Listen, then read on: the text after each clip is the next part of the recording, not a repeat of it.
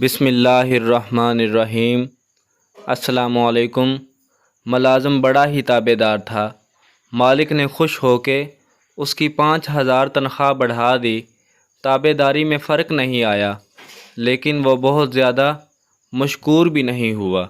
مالک کو بڑا غصہ آیا کہ میں نے اس کی تنخواہ بڑھائی، لیکن یہ ہے کہ اچھے سے شکریہ بھی ادا نہیں کیا۔ اس نے اگلے ماہ تنخواہ 5000 کم کر دی۔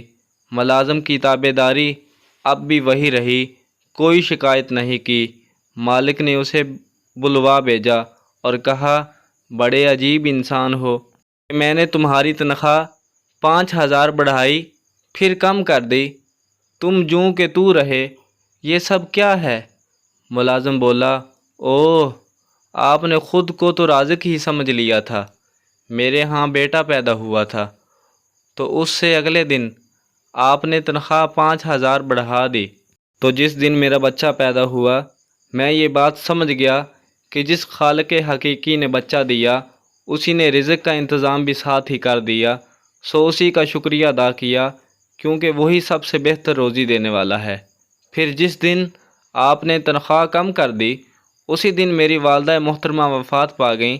میں نے جان لیا کہ وہ اپنا رزق اپنے ساتھ لے گئیں، سو تب بھی اللہ کا شکر ادا کر کے مطمئن رہا۔